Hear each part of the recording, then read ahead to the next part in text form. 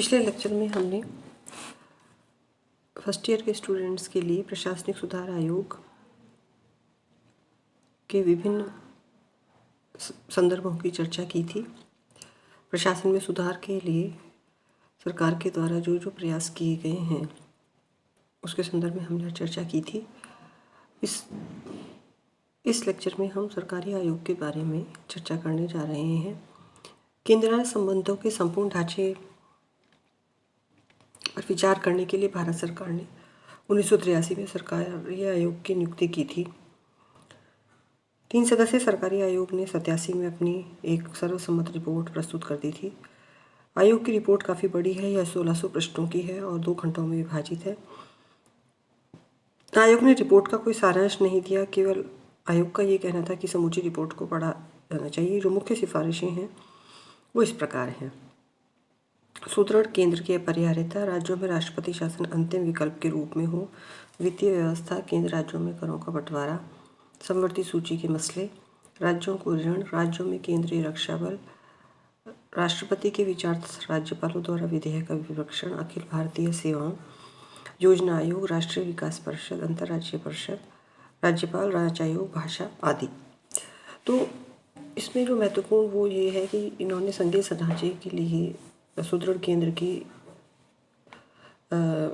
आवश्यकता पर बहुत अधिक बल दिया और लिखा कि देश की अखंडता तभी तक रहेगी जब तक मजबूत केंद्र बना रहेगा।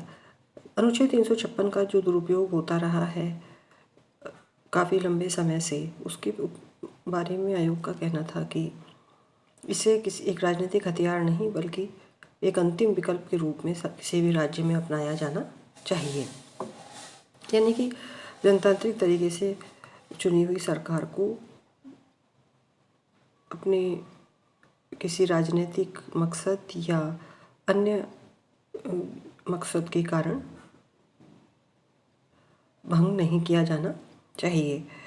वित्तीय व्यवस्था के लिए योजना आयोग और राज्यों की वित्तीय व्यवस्था को नियंत्रित करने के संदर्भ में उन्होंने अपनी सिफारिशें दी। एक महत्वपूर्ण सिफारिश ये दी कि जो राज्यों में केंद्रीय रक्षा बल तैनात किए जाएंगे, लगाए जाएंगे, उसके संबंध में राज्य को पूरा अधिकार, केंद्र को इस बारे में राज्यों के संबंध में निर्णय लेने का पूरा अधिकार होना चाहिए।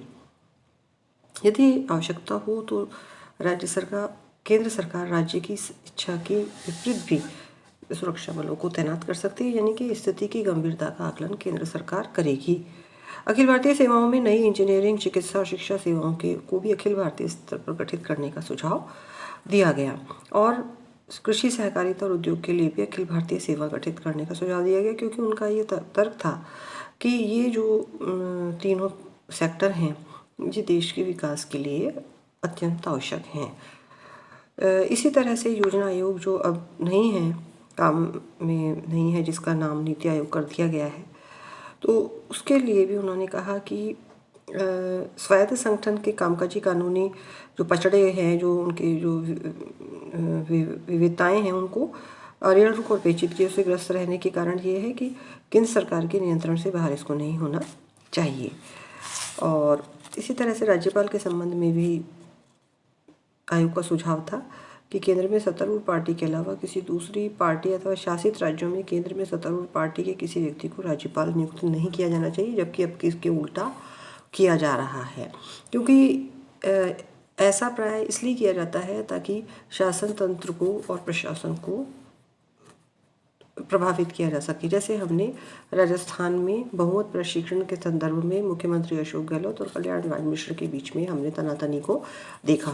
तो इस स्थिति को इतने साल पहले उन्होंने अपना एक दूरदर्शी सोच उनकी थी कि इस तरह से राज्यपालों की नियुक्ति नहीं किया जाना चाहिए। भाषा के लिए भी त्रिभाषी सूत्री फार्मूले के लिए उन्होंने कहा। इस तरह सरकारी आयोग की जो कमीशन की जो रिपोर्ट्स हैं वो बहुत दूरंदेशी से बनाई हुई और बहुत ही निष्पक्ष तटस्थ भाव से बनाई हुई रिपोर्ट्स हैं और इन पर अब तक भी अमली जामा नहीं पहनाया जा सका है।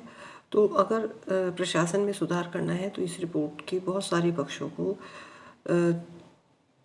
यथा तथ्य उसी प्रकार सेम स्थिति में लागू कर दिया जाना चाहिए।